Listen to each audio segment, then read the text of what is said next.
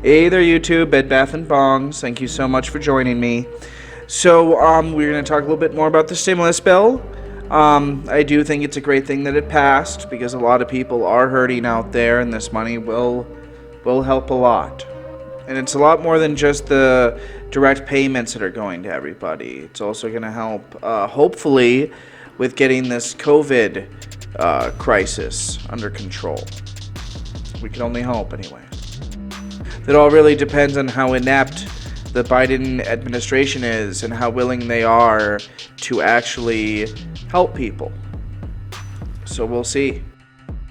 The bill barely passed, despite the fact that Democrats gave in on multiple fronts.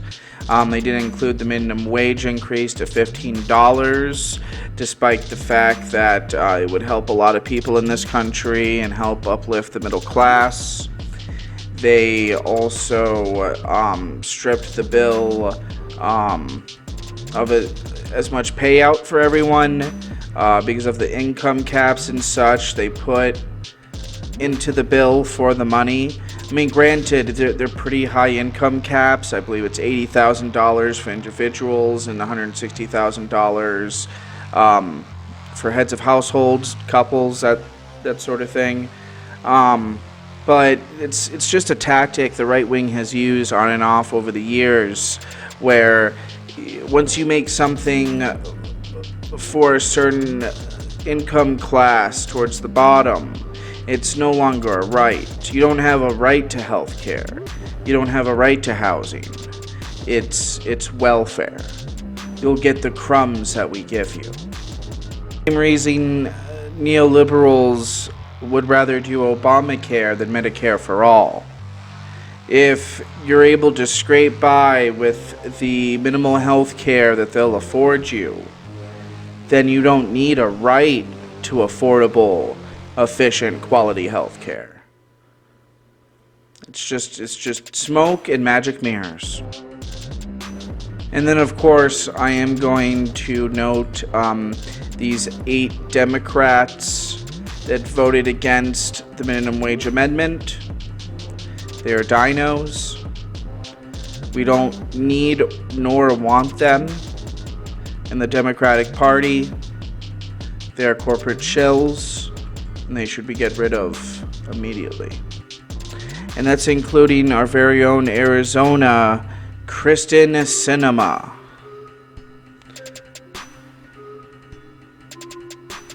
Good job, Kristen.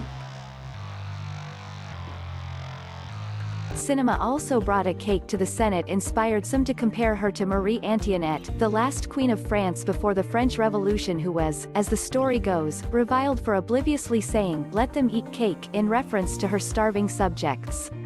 There is little or no historical evidence, however, that she ever actually said it. Sinema's cake was unrelated to her vote on including the minimum wage in the pandemic relief bill, however. Igor Bobek, politics reporter for the Huffington Post, followed the above tweet with more detail about the cake, reporting that Sinema brought it for Senate staff who were forced to work through the night reading the COVID-19 relief bill out loud at the request of U.S. Senator Ron Johnson, R. Wisconsin, to stall the bill moving through Congress. Sinema released a statement the day of her vote communicating that she supports a minimum wage hike but believes it should be considered separately from the COVID-19 relief bill.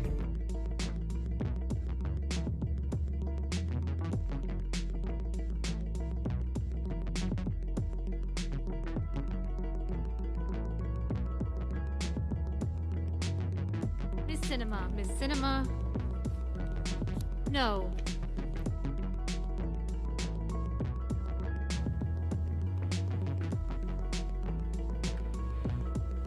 This is courtesy of The Hill by an Alexander Bolton. One of President Biden's top policy goals, an increase in the federal minimum wage to $15 an hour by 2025, suffered a big setback Friday when 8 members of the Senate Democratic Caucus voted against it. An effort by Senate Budget Committee Chairman Bernie Sanders to waive a procedural objection to adding the $15 minimum wage to COVID-19 relief package was resoundingly defeated by a vote of 58 to 42, in which 7 Democrats and 1 independent joined all 50 Republicans. Here are the 8 members of the Senate Democratic Conference who voted against the $15 minimum wage. Senator Joe Manchin. Senator Kirsten Sinema. Sinema is a Democrat with centrist leanings who is tough to protect. She told Politico in February that she did not support adding a $15 minimum wage provision to the $1.9 trillion COVID package. She split with fellow Arizonian Senator Mark Kelly, who voted Friday to waive a procedural objection to setting a $15 nationwide wage standard. Sinema was criticized immediately when a video clip of the vote circulated online showing her striding to the Senate well in a stylish sweater and skirt and flashing a thumbs down with a little bouncing bend of her knees. Robert Nichols, president of Arizona Progressive People's Alliance, a nonprofit group that supports progressive policies, slammed her on Twitter for gleefully voting against the minimum wage amendment and said the senator was on let them eat cake vibes. Because she did literally bring a cake. Senator Jeanne Shaheen, Senator Maggie Hassan, Senator Joe Tester, Senator Tom Carper, Senator Chris Coons, Senator Angus King, who was also a popular sandwich at Burger King for a little while. Was that all 8 of the douchebags? Let's see. 1, 2, 3, 4, 5, 6, 7, 8. That's all of them. Here they are.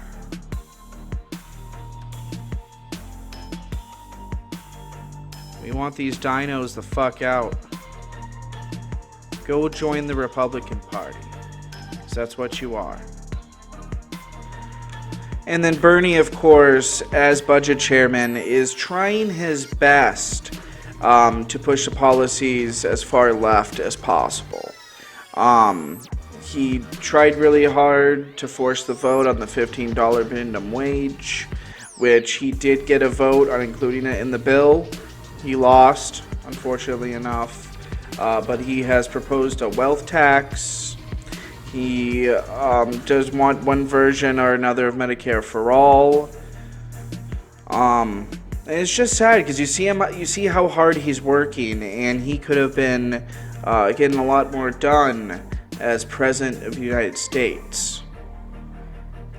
But instead, we have these neoliberal frauds running the show. What a rigged economy is about.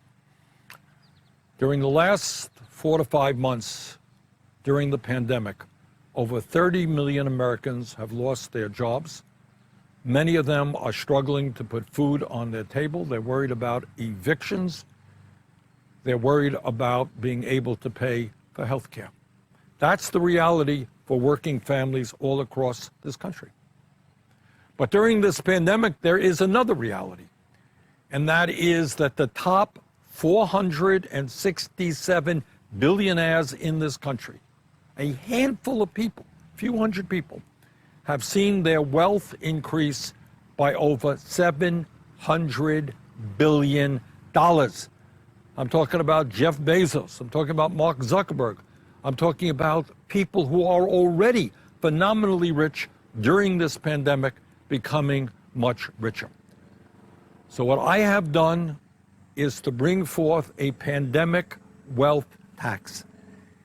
And that tax says that during a time when so many people are hurting and suffering, the very, very, very rich should not be becoming much richer. And what we do with that 60% tax on increased wealth during the pandemic, just the last 4 or 5 months, what we do with that tax is we make sure that all people in America during this pandemic have health care, and that nobody, whether you have private insurance, Medicare, Medicaid, whatever, that nobody will pay any out-of-pocket expenses for the health care they need for the next year.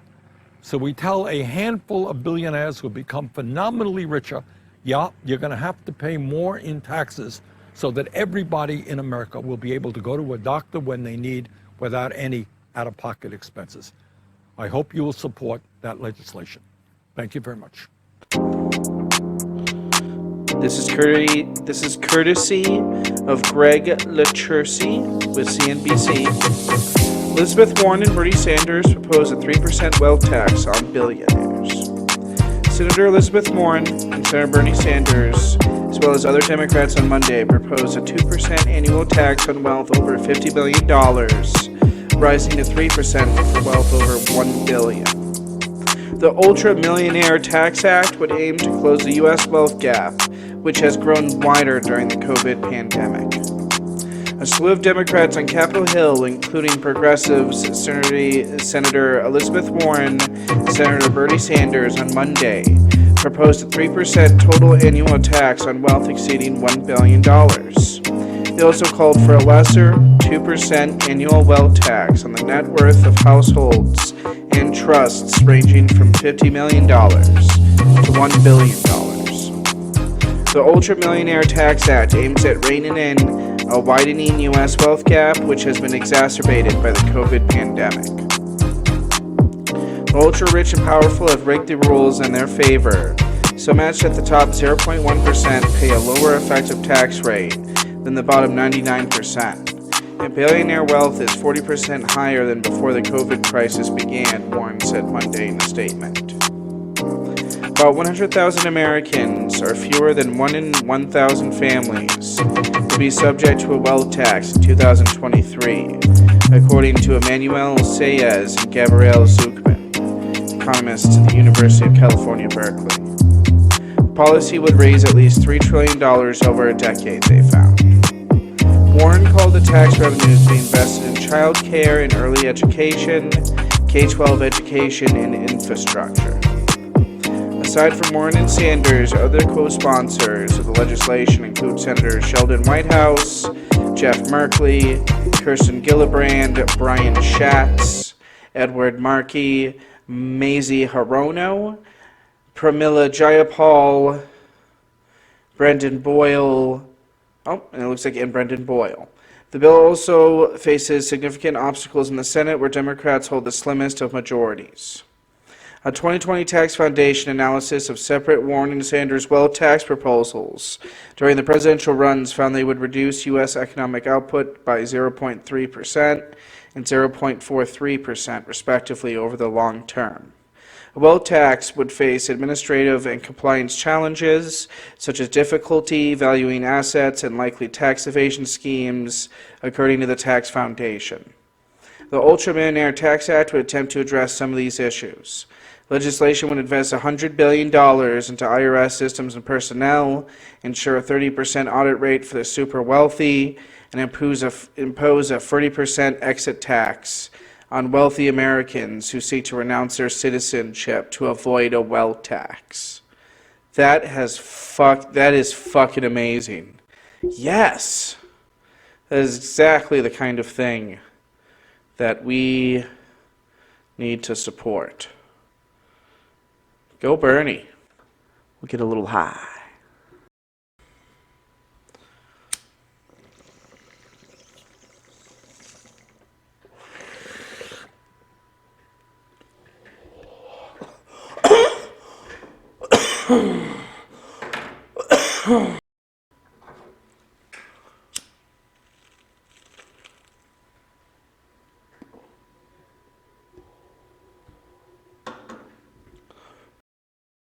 Dab of the day.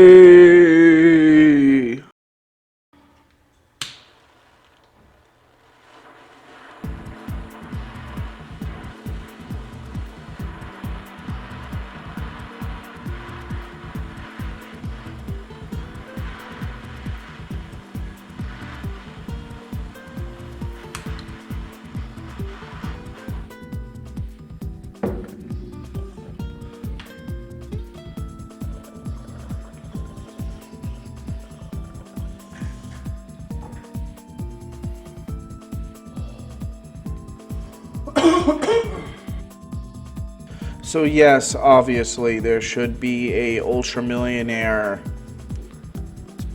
that's a stupid name for it, a billionaire tax Because honestly, for the most part, billionaires shouldn't exist. It is a statistical error as a result of compulsive gamblers being allowed to run amok with no regulation. So yes, tax them. Tax the shit out of them and eat the rich. Thank you so much for joining. Please like, comment, and subscribe. Bed Bath & Bongs. I'm going to go and end this with another dab.